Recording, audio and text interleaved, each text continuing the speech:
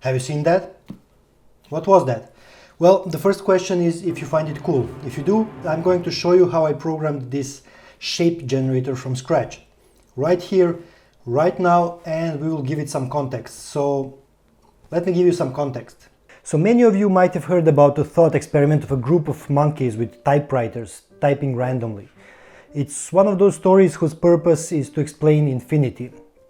Like, for example, the one that if the universe is infinite, there are infinite variations of you out there.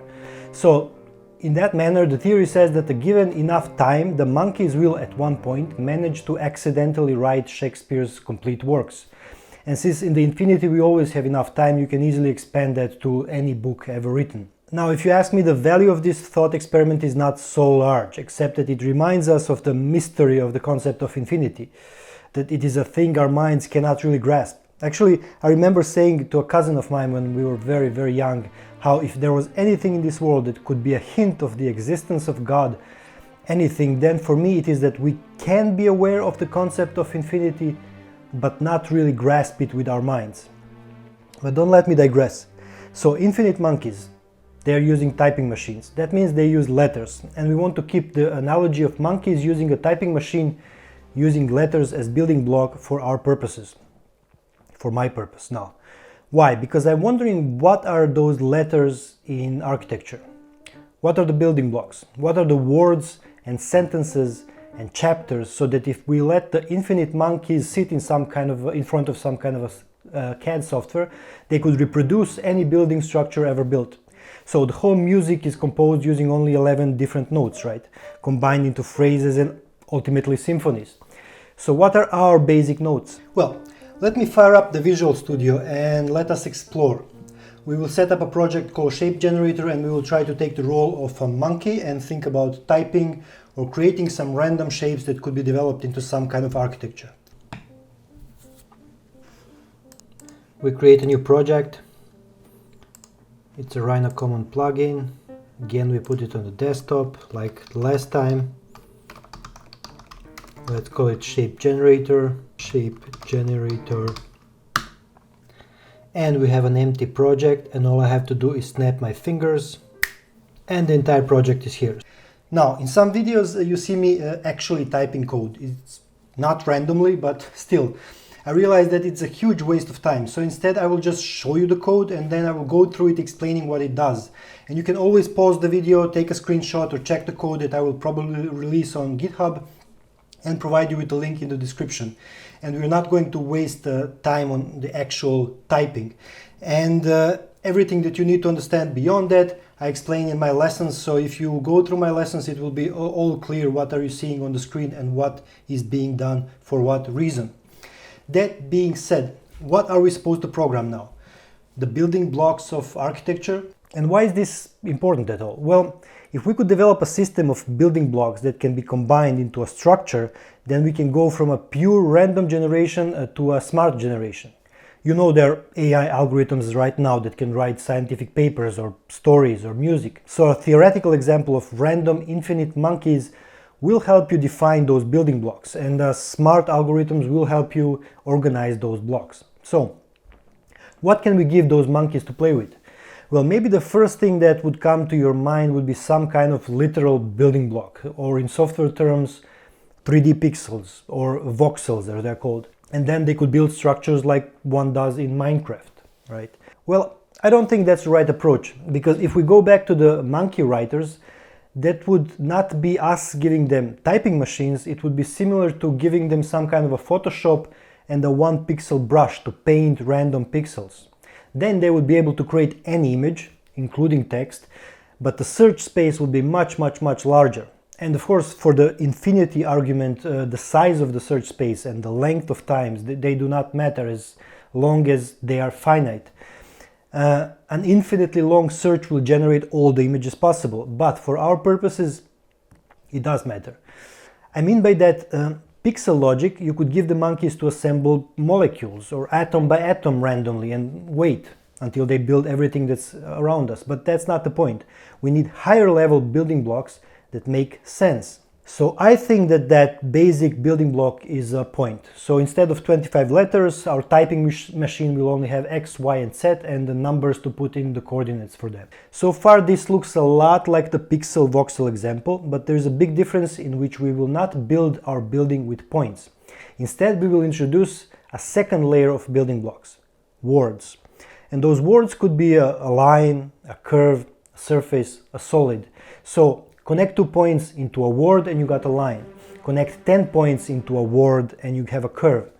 Connect 4 lines into a closed profile and you got a planar surface. Connect 4 curves and you have got a double curved surface.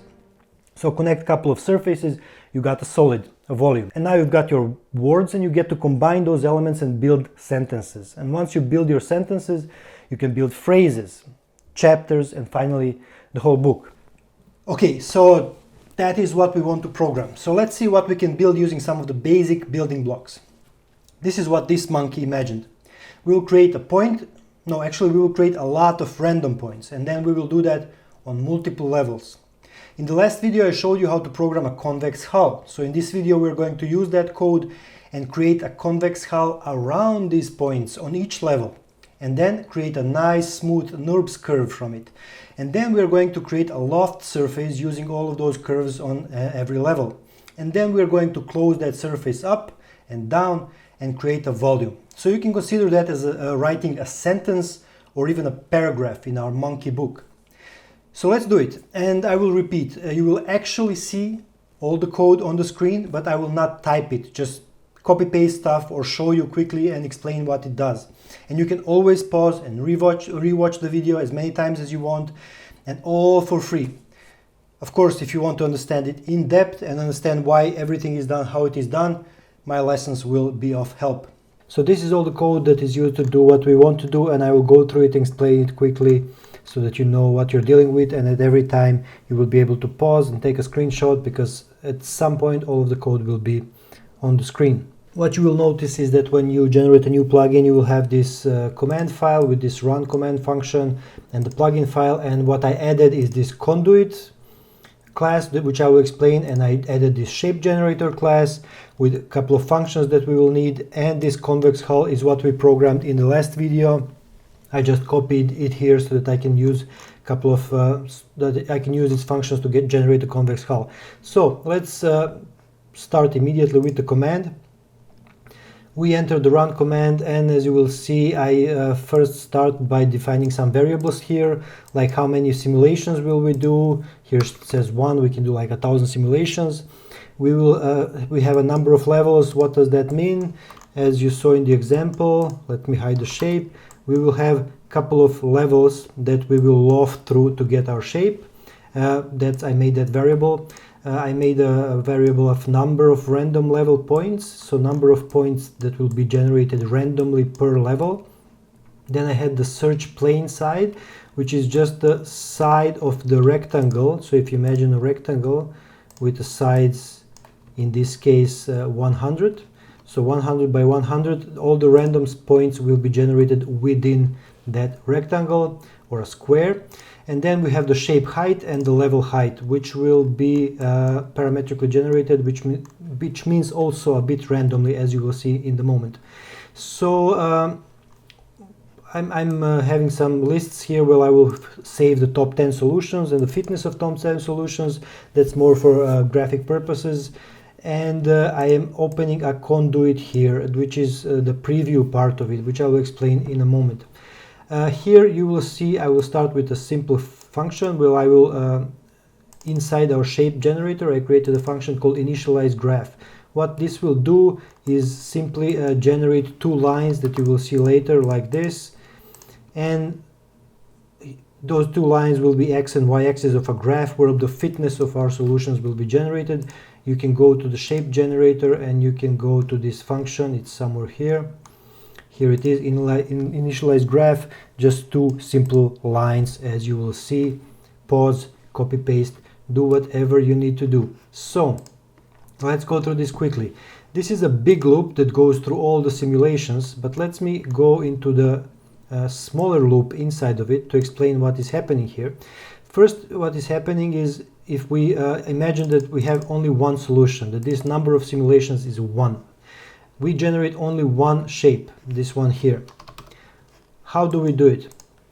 We go through several phases. First, we define the shape height. I defined it here to be between 400 and 700. So I basically generate a random number between 0 and 300 and add it to 400.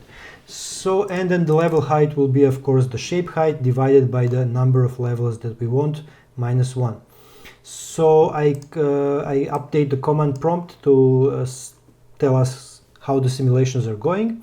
I create an empty list of level splines, which will hold these curves here, which we'll need to loft the surface. And then I enter a loop for the number of levels. So for each of these 7 levels, I do the following. I create a list of random points. How? I have a function for this inside of shape generator. You can see what the input here is. You can analyze it a bit on your own. And this function is right here. It's very simple. It goes through the variable that we defined, which is the number of random level points, and then uses the random class to generate the random x a point. You see here a new point 3D with a random x-axis and the random y-axis. Just small explanation here. The next double will generate numbers between 0 and 1. And I will just simply multiply it by this side of the square. If you remember this side of the square, it was 100. So if we generate a number between 0 and 1, let's say 0.7, and then multiply it by this side, which is 100, we will get 70, which will be the x coordinate. And then we will get the y coordinate in the same way. And in that way, we can generate all the points within that range. Okay, so I generated my random points. Then I use my convex hull that we programmed last time to generate a polyline around them. So here are the polylines. And then I will simply use that polyline in order to create a NURBS curve. Very simple, you can see how it's created. And I will add that NURBS curve to this list that I created at the beginning. Where is the list?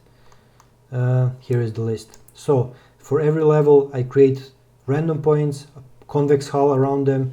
I make a NURBS curve out of that polyline, and then I simply add that to the splines. This is just test drawing, you don't need this. I did draw all the points, all the curves of the splines that you see here, just for test purposes.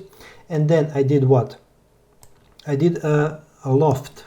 Here it is very easy to do a loft through all these curves. And you see a bottom brep and a top brep made as planar breps, which means that I simply took this curve and then made a surface out of it, like this, and took this curve and made a surface out of it in the same way. And then I ended up with 3 surfaces, bottom, up, and the loft one. So those are these 3 surfaces. And somewhere here I joined them, as you will see.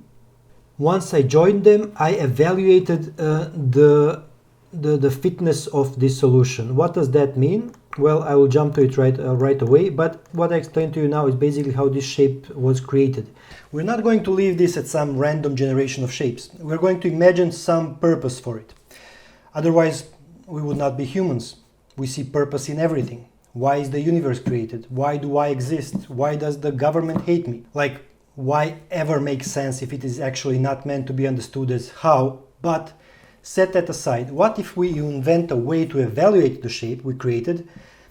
Then we can imagine optimizing it. Now, I'm not going to do any optimization now. I did that a lot in the past, starting with my PhD, and you have a lot of videos on it, and we will do a lot of it in the future. So I will pave the way to it right now. Once I got here, and if my joint breps result in only one solution, because that's what we want to, we will evaluate this this shape. How do we evaluate it? I made an evaluation function 01 in this class shape generator, and in evaluation function 02 just for fun. You don't have to do it like this. But what I'm doing here, if you analyze it a little bit, I am making a fitness that is half volume ratio and half facade ratio. What I'm doing in this function, and you will try to look at this code a little bit and understand what I'm doing exactly, is I'm trying to maximize the volume and at the same time minimize the facade surface. So my volume ratio is the volume of the entire shape in relationship to the maximum volume, and you can analyze here also nicely. There's a nice task for you why this is the maximum volume and why this is the maximum facade area.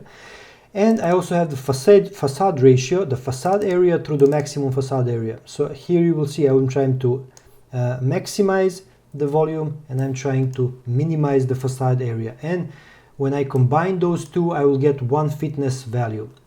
I made another function here which is simple, and I can always here exchange this fitness function from 0,1 to 0,2. And this one is very simple. This is just trying to maximize the volume. You can screenshot it, analyze it, but it's relatively simple. Now you can have any evaluation that you can think of. Usually you would do some shadow calculation, sunlight coming in, maybe some CFD, wind simulations and so on. But of course I put this simple placeholders here just to make a point. I save that fitness value that I get, which is from between 0 and 1, and then I call a function that's called place shape in the top list. This is slightly complicated function. Here you will see it and be able to analyze it a little bit. But what this function does, it's not that big either. This is the whole function. Let me try to show the whole function at once. Here it is. Here is the whole function. What this function does basically is whenever it comes up with a new solution, for the first 10 solution, it just adds them all up. Afterwards, after the 10th generated solution, it will analyze if it fits in the top 10 based on the fitness, and if it does, it pushes it inside this top 10. Okay, so it pushes it's up the top 10, it plots the solution to the graph. So I told you we'll have these two lines, and you saw that the fitness is plotted as a point. So the higher it is, the higher its fitness, the lower it is, the lower its fitness. And then we will generate a preview of the shape. So we will not draw the shape into the document, but we will generate a preview. And this was also for testing purposes, just drawing the graph. What does that mean? Whenever you draw something in Rhino, let's say you draw a rectangle, all these rectangles that I'm generating right now by moving my mouse, they're not drawn inside the document, they're previewed for you. You can just preview them, and once I click, then they will be drawn inside the document. So you can use the same principle and just preview some geometry that you generate without actually drawing it in the document. This is done with this class that I created here, conduit, and this is what I'm doing at the beginning of this function. Let's say here, I am basically making a new conduit and I'm enabling it. And I'm not going to explain much of it. This is everything there is. I created this class from scratch. I just inherited it from Rhino display conduit, and I'm able to override certain functions. One of the functions I'm overriding is calculate bounding box, which means I'm expanding the bounding box of everything that's previewed.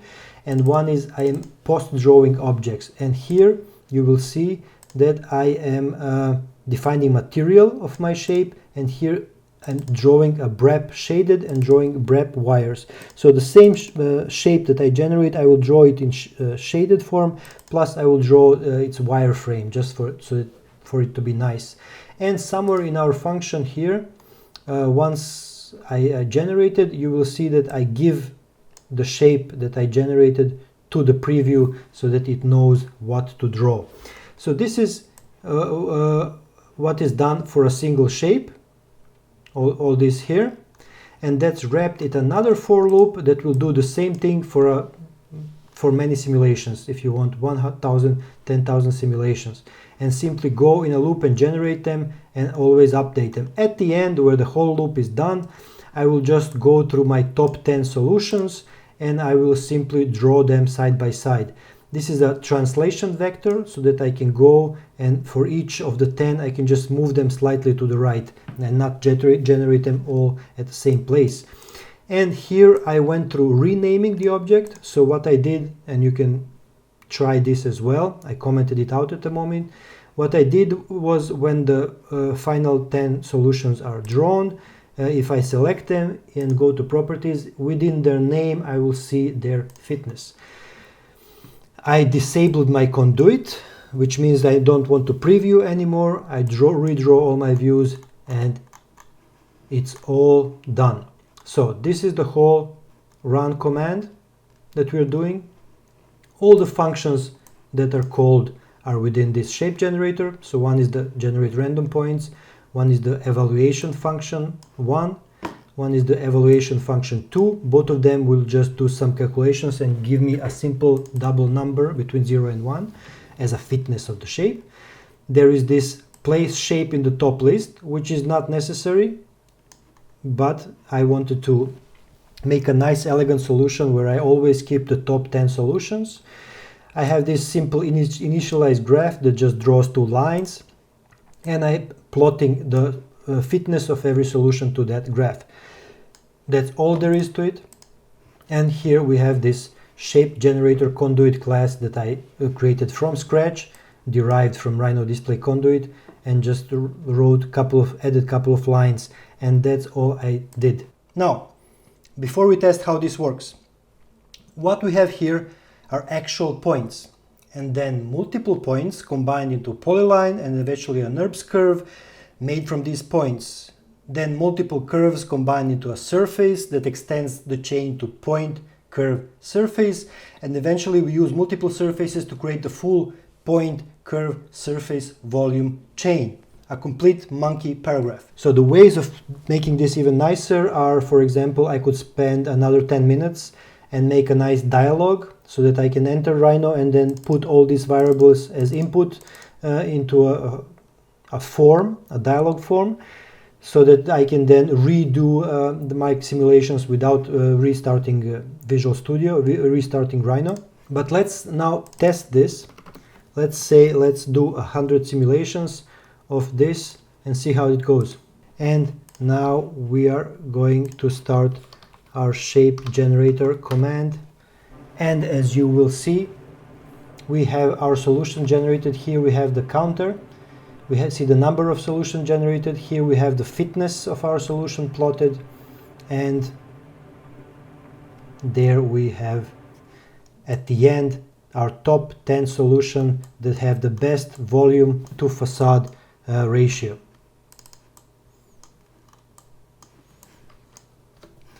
Now I can easily change stuff here. Like I can change the number of levels to only 3. I can change the search plane side to 500, and let's say change the height to a very small number, to 100. So what happens now if I restart the simulation? Shape generator command, and you see we have only 3 levels, much wider, much shorter solutions, and here we have our results. I always like to wrap them with this nice surface environment map, just for visualization purposes, to see how nice shapes we created with only 3 loft levels. So now you can generate this and you can play with this as much as you want, and I think you will find it a really nice and challenging task to recreate this yourself. And you can always do it, of course, because I've shown you all the code, and you can simply copy it, retype it if you want it. But if you want to understand what is happening here, if you go through my lessons and through my classes, I'm pretty sure everything will be clear, and if not, I will be happy to answer all of your questions. So these solutions are random, and this is how the graphs look of random generated 100,000 or 10,000 solutions. In the past, I did a lot of optimization using evolutionary algorithms, genetic algorithms, and when you do it like that smartly, then your graphs look like this. Then you are converging towards some optimal solution, whether it is maximal or minimal in this case, based on what value you're using to evaluate it. I did it extensively in my PhD, I did it later in my work, and we will expand what we're doing now toward that, using even some of the AI algorithms very soon. So we can imagine using something like a random generator. random mutation with non-random selection to develop not only optimization algorithms but smart design algorithms. I already made one video with a simple AI algorithm, and in one of the following ones we will continue that path with some neural networks. So get ready for that. Now, what I try to do here is not tell you anything new or revolutionary. So everyone working with a CAD program or everyone who listened to what I just said can stop and think for 10 seconds and say, duh, of course. But this, of course, is very important to grasp, if you ask me. Of course, the point is the basic building block of a shape.